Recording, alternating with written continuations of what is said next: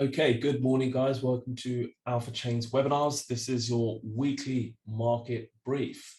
So what we're going to do is go over what happened last week, what can I take away from last week, and what to expect for the week ahead.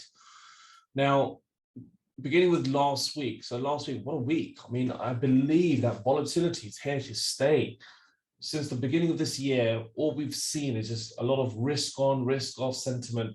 And that's allowed a lot of volatility in the markets and almost a seesaw action occurring on a week-on-week basis. So you might have a few days of a lot of bid in the market, and the next few days there will be lots of fear and panic, and you see sort of equities selling off or whatever it might be. One thing that does reflect this is the volatility index. Okay, so we are on the volatility index. This is for the S&P 500. Just looking at the course of the year, right? So you can see sort of starting out. First was, well, let's go with 3rd of Jan. Yeah, so that was the first trading day. So 3rd of Jan, not much volatility. You can see sort of it stayed around the 17 mark. Okay, so around just around the 17 mark. Within a few days, we're back above the 20. Okay, so we're back above the 20. You can see a lot more whipsaw in this region over here. It pulls back and then another move higher. This is on the 13th of Jan. And from that point onwards, it was in one direction only. Okay, so it was in a significant uptrend all the way up to around the 32 high. So we reached around the 32, which is the previous high back in sort of just before sort of the Christmas and holiday break that we had. So from that point onwards, markets calmed down a little, reaching back down to around the 20 mark, around the 20 level, and now we're back high again. Okay, we're back on sort of another board trend on the last 3 trading sessions, back to 30. So you can see there's almost an elevated volatility in the market at this current moment. Now, why are we seeing elevated levels of volatility in the market? Okay, well, it comes down to the key factors being that all central banks are looking to tighten their monetary policy. Okay, we're seeing that they are, in a way, trying to not allow the economy to overheat, but at the same time, they have a lot of issues in regards to supply chain issues, labor shortages, and that's causing a large amount of inflation. Okay, so they're trying to tame inflation without stoking panic in the markets. And that's why we called it this year is the year of central bank normalization. Now, the question is, can they maintain normalization, or are they going to end up stoking the economy where there's a lot of fear and panic that steps in and you see a bit more of a sell-off, potentially even a recession occurring? Okay, so what's taken place so far from last week? There are 2 key factors from last week. Let's bring up the economic calendar from last week. Just give me a moment. Okay, so last week, the first few days, not much price action. As you can see, looking at the economic calendar, the majority of that, the data was being released, was low impact news. Okay, the ones in yellow. Yellow meaning low impact news. There's a couple medium impact news, and those are based around speeches. So ECB President Lagarde spoke. That was on the Monday, the 7th. We had Governor Orr speaking on the Tuesday. But the vast majority of what was to be released was out on the Wednesday, and most importantly, Thursday. Okay, so let's skip through, right? So on Wednesday, I think the focus was the majority in regards to the speeches. We had a lot of speeches taking place. At the same time, we also have the crude oil data that had come through, but that didn't have too much of an impact in the markets. The biggest impact was the Thursday and the Friday. Let's go into that now. So let's break down those 2 key factors that really had driven a bit more fear and a bit of panic in the markets. It started with fear, and it led to a bit of panic. And we're seeing that follow through this morning in the early trading session. Well, it started off with a CPI. CPI, which is the inflation data in the US, it came out. And as you can see, it came out higher than expected. Okay, so the expectations for just the CPI month-over-month figure was at 0.4%, came in at 0.6%, so it came in 0.2 higher. The core CPI, which removes seasonality from it, also came up 0.1% higher. Just looking at the graph itself, you can see some elevated levels of inflation going back from sort of the 2020, right? So the 2020 sort of coronavirus, COVID lockdown, shutdowns, restrictions, all this occurred sort of in a very short period of time.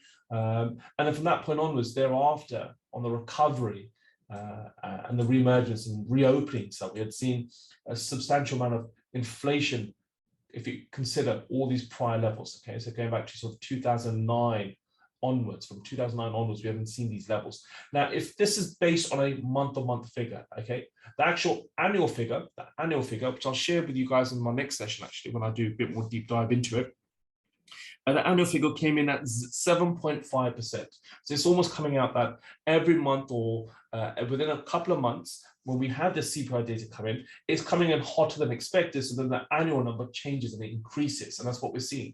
It was originally around 6.7% or 6.8%, then it goes to 7.1. We're now at 7.5% annually. That is a 40-year high, 40-year high. So why did that put fear in the markets? Why did that put fear in the markets? Well, it just comes down to that the Fed now, it could push the Fed to hike interest rates more aggressively than anticipated. So always remember that the market is a forward guidance mechanism. Okay, so whatever information we take now, that comes out now, we're going to see how is that likely to impact markets in the future, in about 3 months and 6 months from now. So the market is quickly anticipating, hang on, this may push the Federal Reserve to become more hawkish than we have previously assumed. So this begins the question that when we have the next rate hike, which is in March, let's have a look. So the next rate hike, so yeah, so 16th of March, okay? So we're expecting the next rate hike at 16th of March. But the expectation of a rate hike has gone from 0.25% to 0.5%, okay? So instead of them doing a gradual increase of 0.25% like they did previously, now we're looking at a much larger jump that may occur. And that's already sort of, being impacted in the market. So instead of it being more central bank normalization, it's almost like they're on the back foot of inflation. They might, overstep and go above the normalization level expected by economic forecasters. So yes, this was one of the key data that led to a bit of a whipsaw action where markets seemed okay, and then all of a sudden we started to see them, we started to see at the beginning of the week, the markets begin to recover. If I just bring that up, actually, let's go on to, let's have a quick look over here. So, yeah, so you can see sort of, the trading week itself. So let's start with sort of a 5-day view. We might look at a 5-day view from the 7th ideally. Let's have a look at that. Okay. So you can see sort of this is from the 7th price action, right? So the 7th Monday price action retraced back up to sort of these levels around 14,825.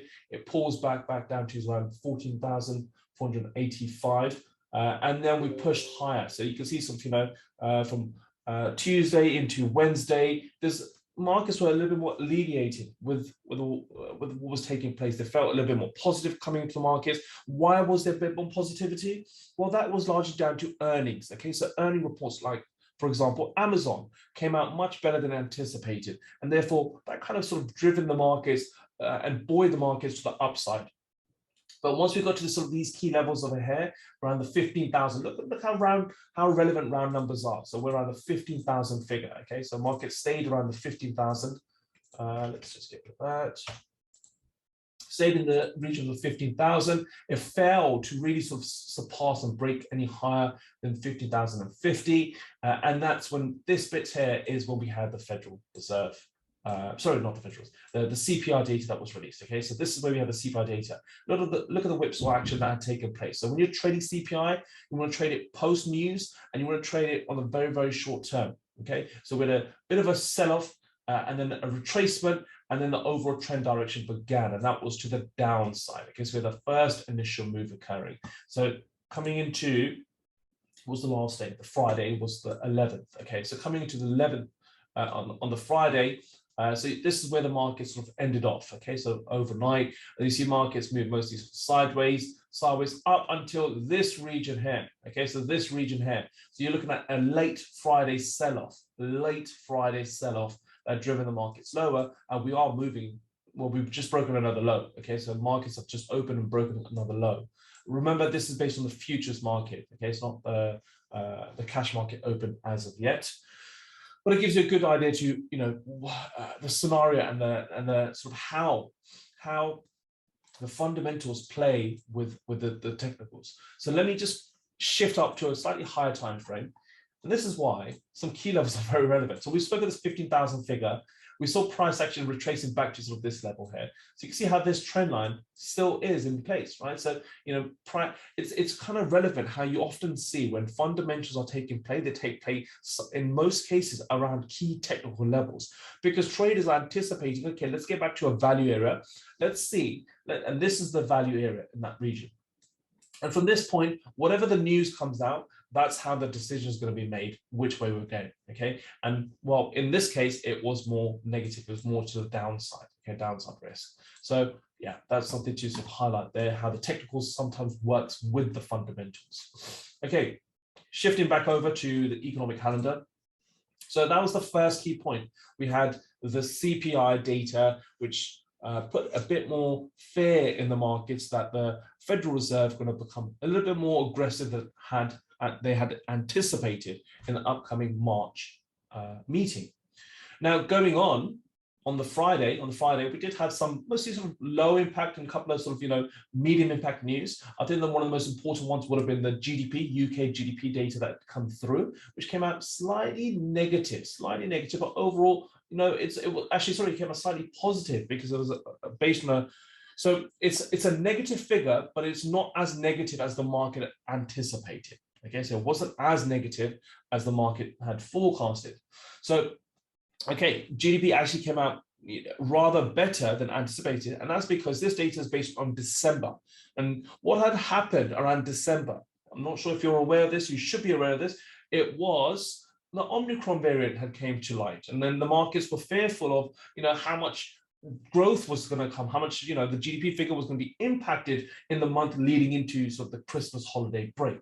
Luckily, it wasn't too impacted by this. So that's the sort of key outcome from this. So even though the Omicron variant brought a bit of a hesitation into the markets, it didn't actually impact the GDP figure as what was originally assumed. Okay. But that's not where the shift was. The second sell-off that came into the markets, which I've just shown you in the I believe that was the Nasdaq that we was looking at, was of course, it came in late on the Friday session. It came in late on the Friday session, and it's when the markets weren't just fearful, it was panic. So it went from fear from sort of the CPI inflation data. And then it went into the late Friday session as panic all of a sudden. And it was something that was in the back of my mind. How much of this Russia and Ukraine situation is being priced into the markets? And it seemed before the Friday session, not a lot of it was being priced in. It was almost becoming ignored. Okay. And all of a sudden, in a very short period of time, it got priced in. So why? What happened? Well, investors began to sort of flee and they moved to bonds. So we saw a lot of bid come into the late session for the bond markets. Okay, so we saw a big bid come into the bond markets. And that was after US officials had said that Russia appears to have escalated its threats to invade Ukraine. So that uncertainty is now likely to play out for the week ahead. Okay, so nothing's happened over the weekend. There's been sort of, lots of different types of reports. There has been a level of escalation that has come across most diplomats that are speaking to financial journalists and journalists from a broader perspective. But this week is going to be very relevant now. This week's going to be very relevant. Well, firstly, we have clearly this uncertainty around the Russia and Ukraine situation that's taking place. Right? The second is we've got the Federal Reserve and speeches to take place this week. And there's not going to be a lot of speeches. I am aware Bullard, for example, Bullard is speaking and he's a voting member. He is speaking today on CNBC at some point. He had come out last week and came out with a very, very hawkish remark where he suggested that we should be at 1% by July, which is kind of why we're anticipating a 0.5% rate hike in March. So he will be speaking today. There's a number of Fed members that will be speaking in the upcoming week. Let's have a quick look at this week itself. Yeah. So the key factors is, as I mentioned, we got Fed member Bullard to speak today. We also have ECB President Lagarde speaking. Now, this week's an important one for the Fed, and I'll tell you why. It's the discussions around the second appointment for the chairman, Jerome Powell. So his renomination and reinstatement into being the chairman for his second term. Also, there is discussions of Brainard and whether she will be vice chair, and also other members. There will be 7 members in total that Congress will be discussing on who will be the next voting members in this upcoming week. So that will be sort of an important twist there as well. So moving into Tuesday, PPI. PPI is it's also an important inflation metric being used, Purchasing Managers view there. So that will be sort of on the cards. We do have in the UK inflation report, okay? So we have now the UK inflation figure to come out. We know what's come out with the GDP, which came out better than expected. And it was already assumed that it was going to be a negative number because of the Omicron variant and its sort of potential impact it would have had around that period. But we'll have CPI data coming out in the UK. Later on in that, on the same trading session, in that afternoon, we have the Canadian dollar CPI data to be released. We have some retail sales in the US. And then do remember, Wednesday is going to be an important one as we have the minutes. Now, this is based on the last meeting. Okay, so the last Federal Reserve conference and the meeting the 2-day meeting that they have, right? These are the minutes from those 2-day blackout meeting that they have, where they're not allowed to speak to anyone. They have a 2-day, and the blackout means that they can't sort of speak to anyone outside and talk about markets. And we're going to find out all the key sort of points that were discussed during this meeting. And it's often the case that this can lead to, even though it is lagging news because this has already occurred a few weeks ago, but any key quotes or key comments made within which gives a very hawkish view or even a potential dovish view is likely to be impacted in the markets, as we saw at the beginning of this year. In early Jan of this year, we had the minutes that came out from the December meeting, and that came out much more hawkish than the markets had expected that the Fed were based on their conference and this speech. So yeah, the markets quickly priced that in. So yeah, that will be sort of an important session when we're going into the upcoming sort of Wednesday, looking at the meeting minutes from the Federal Reserve. And then Thursday, we've got some Aussie data overnight, but nothing else sort of to be specific about. We do have the G20 meeting that will be sort of going into the Friday as well. And then speeches, right? So we've got a lot of speeches at the end of the week as well. So just be mindful of the economic events. Now, from a microeconomic standpoint, just be mindful that the US earnings season is coming to an end, but it doesn't mean that that's it. There are more earning reports being released this week, and then it will just calm down thereafter. So just be mindful of any company earnings that are released in the upcoming week. It's usually dealt before or post US trading session anyway, but it's important that you are aware of this, as this can cause a bit more panic and has more sentiment risk in the markets. Apart from that, I don't see there's anything much else. Coming back over to the charts possibly, let's have a quick look. The highlight of the week, so as you can see, sort of we're seeing equity markets, really the FTSE, look at the FTSE, it's moving vastly to the downside, okay? It's now at the 7,500 figure. We've got the S&P 500 moving lower, US NASDAQ, as well as the JAX, all moving lower. So you can see how there's a bit more still panic in the markets. Markets are more fearful, certainly. Looking at gold, gold is an important one. Now, the question is, for many, many weeks, if not months, gold has not been the same as it previously has when in a very strong inflation backdrop, right? In a inflationary period. So looking at sort of the higher time frame. But the question is, it's got this very powerful trend line in place. You can see sort of this key level trend line in place. And it has breached the trend line. This is the first time we have breached that trend line. Okay, so we broke through the trend line. We've also breached the previous high. Is this the beginning of the breakout? Is this the beginning to more upside momentum? Now, in times of panic, certainly markets tend to want to buy safe havens, such as precious metals, as gold. And there's a double whammy here. So not only with the Russia and Ukraine situation, that's causing a geopolitical risk, and therefore markets a little bit more fearful and moving to a safe haven, but we had the inflation backdrop. Whether inflation can be tamed, is inflation going to continue to be overrunning these key levels, multi-decade highs? And therefore, we might see now gold really sort of push higher. So we have breached through the most recent high. That's the key level. We're above 1850. We broke the previous high. We've broken out this trend line. The question is there any follow through? Will there be a follow through? And the other key question was the WTI. Looking at the WTI. Let's refresh this quickly.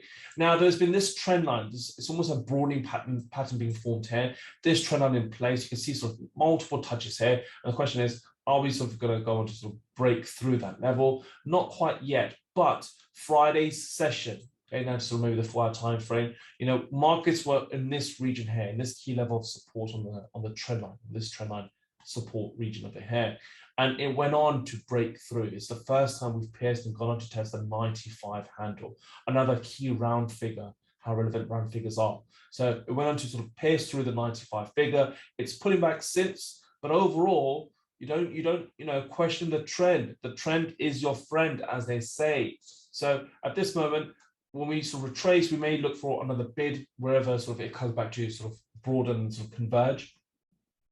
I would need a significant break off the low. So I want to be back below the 89 figure. So breach through the trend line. Trend line is not validated because obviously it's breached through this a number of times. But the key level will be is this break of this low over here. It's around the 89 figure. So if we break through the 89 figure, then this might be more of a downside correction. But generally, in times of fear and panic, and when there is potential a Ukraine and Russia situation as a backdrop, right, that will only cause more demand for oil. Okay, so oil markets may fare well in times of these types of uncertainty where there is a lot of geopolitical risk. Let's switch over. Let's have a quick switch over to my other screen. So as we've already seen, the VIX is moving to the upside. Okay, so we see the VIX is moving to the upside. Looking at the strengths across 4 key currencies that I tend to trade, you can see the yen seen as a safe haven on the upside. Okay, so starting this session, it's on the upside. Dollar also the greenback, one of the global sort of reserve currencies, even though that's declined over the years, of the most recent years. It is still a safe haven. So dollars on the upside, whereas the sterling and the euro seems the most weakest out of the 4.